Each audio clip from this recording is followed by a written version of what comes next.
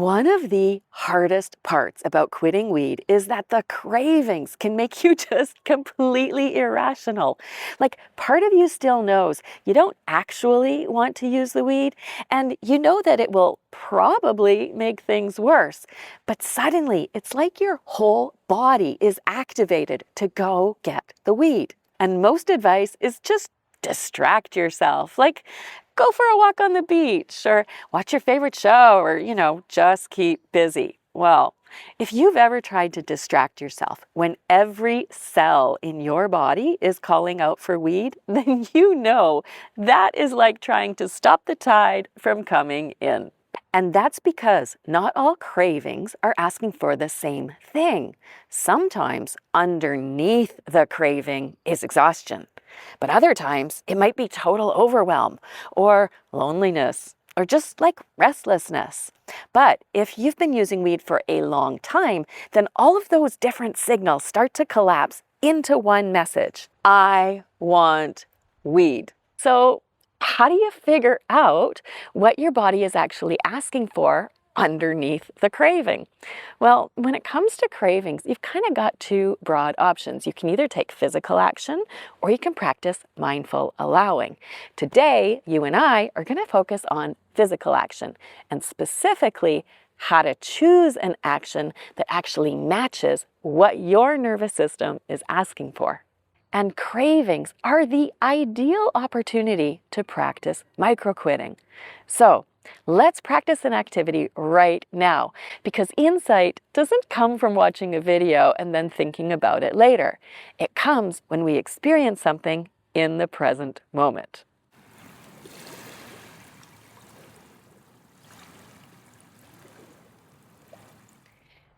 Begin just by bringing your awareness inside your body.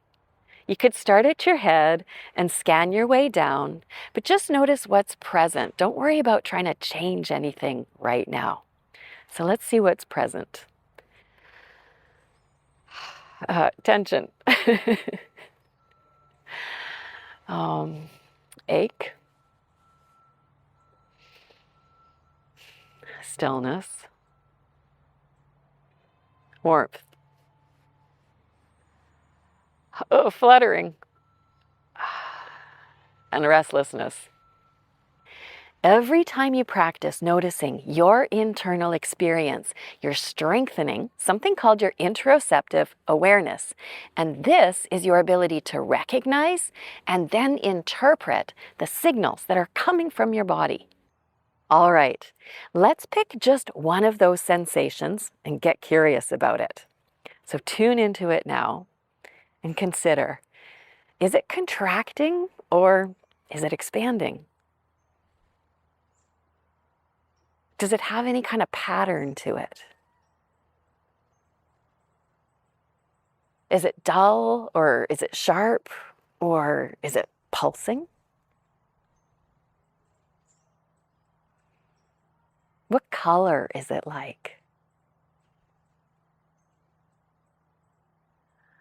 And how familiar does it feel? Now, consider that this sensation is actually an expression of something.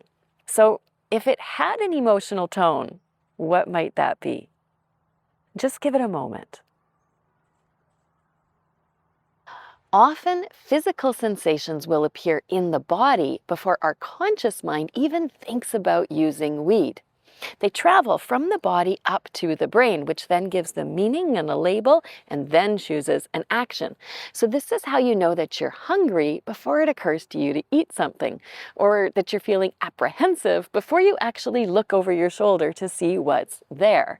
This is your interoceptive awareness.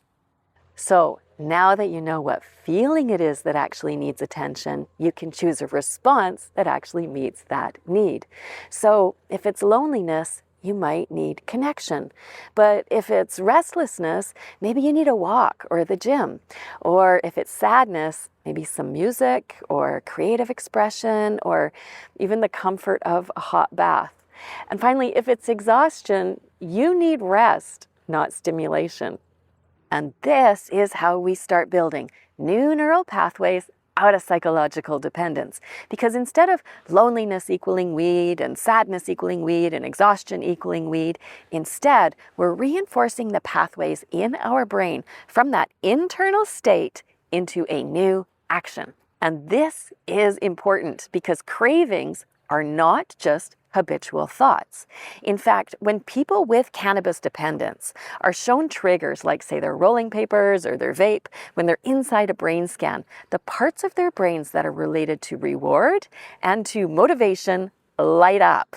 The moment we see a trigger, we get a spike of dopamine, and that is intended to create a sense of wanting in our bodies and also make us anticipate relief. So if we deny that wanting because we're quitting or we're just delaying use, our brain responds by jacking up the dopamine even more. So now suddenly you've got a 10x hit of wanting. And that is because your brain wants to drive you to go get the wanted thing. And then your stress response kicks in. So your cortisol rises, your heart rate goes up, your muscles get tense. And this is because your brain wants some action.